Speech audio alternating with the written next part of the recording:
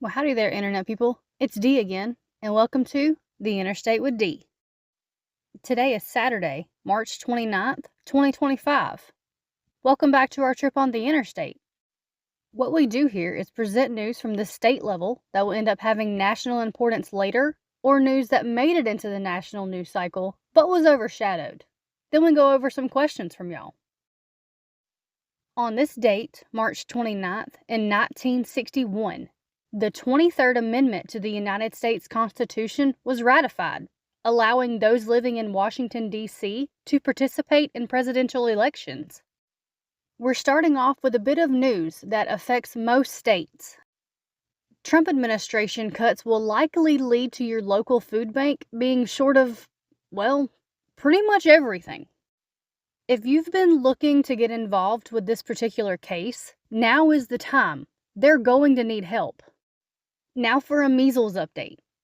Cases have now been confirmed in at least 18 states. It looks like about 75% of cases are children.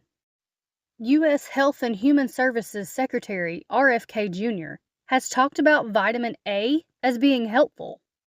In West Texas, CNN is reporting that at least one hospital is seeing signs of vitamin A toxicity in some patients. Bird flu continues to persist, and in a rare moment where I'll bring in some international news, at least one sheep has reportedly become infected in the UK, showing the continuing ability to adapt to new hosts. Okay, and on to the news. In Alaska, a plane that was not equipped with a locator beacon crashed into an icy lake. The pilot and two of his immediate family members were on board. They survived the night by staying on the wing of the partially submerged aircraft long enough for local pilots engaged in a search to locate them. I feel like we'll all be able to watch the movie of this one day. It looks like Elon's crew is looking at canceling the leases on national park buildings in Arizona. The national parks and monuments see millions of visitors yearly. If they follow through with their plan, there will likely be long-term issues. California is looking into creating its own version of the National Institutes of Health. The proposal stems from the belief that Trump's cuts will lead to the U.S. falling behind in healthcare. Colorado is looking at a major funding gap, and the state is looking at deep cuts to a number of programs. The Georgia Senate approved an investigation into Stacey Abrams. It is being condemned by some as partisan. Illinois saw cuts of more than $150 million from the Trump administration.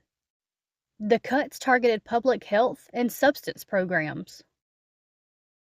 Mississippi's governor signed a bill that would start to reduce the state's income tax by a small amount each year, with the goal of it being eliminated.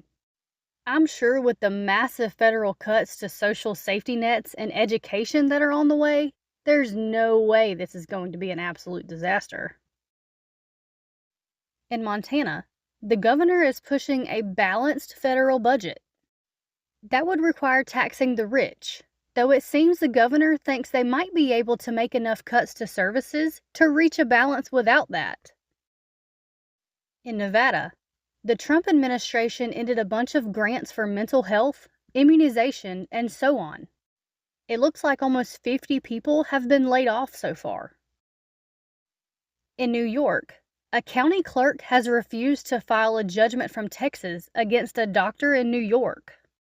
The judgment is reportedly for more than $100,000 and is for allegedly providing reproductive health care. The North Carolina Health Department lost $100 million in funding from the Trump cuts. Utah has lost the Sundance Film Festival to Colorado. More on this in the Q&A portion. In Wisconsin, billionaire Elon Musk announced $1 million for a Wisconsin voter. It's widely seen as an attempt to influence the Supreme Court race in the state. And here's your weird state fact for this week.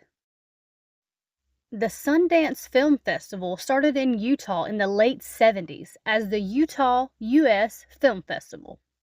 It went through several names along the way, but it wasn't until 1991 that the film festival was officially renamed the Sundance Film Festival.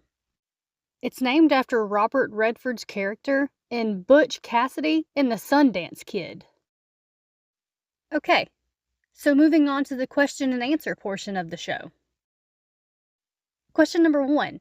Hey Dee, I'm curious if you have done any research on Final Four voting in Alaska and how it has impacted both state and federal elections in the state. Have you seen the movie on it, Majority Rules? I'm curious if you and the team see this reform as a potential game changer, if enough states adopt it or a system like it. So, I've looked into it a little bit. I'm not sure I'd call it a game changer, but it's a step in providing more choice in elections, and it's a step in creating a situation where people might be able to vote for a candidate instead of voting against one. Question number 2. Do you have any thoughts on Sundance Film Festival leaving Utah to go to Colorado? So I know people want to make it totally political, and everything today has political aspects to it, and there were quite a few here. But when you look into the decision making, it looks like a lot of it had to do with the logistics of holding a festival of that size. It's just constantly grown for years. The political aspects of leaving Utah to go to somewhere more inclusive isn't surprising given how inclusive Sundance has been over the years, and how Utah is going the other way. I mean, Sundance wasn't really welcomed by the government in Utah anymore. State Senator Trevor Lee said it wouldn't be missed and said the festival promoted filth. Adopting policies that are targeting different groups like Utah has done by default means you'll lose business. Okay, that looks like it. We'll see you next week for another trip. Y'all have a good day.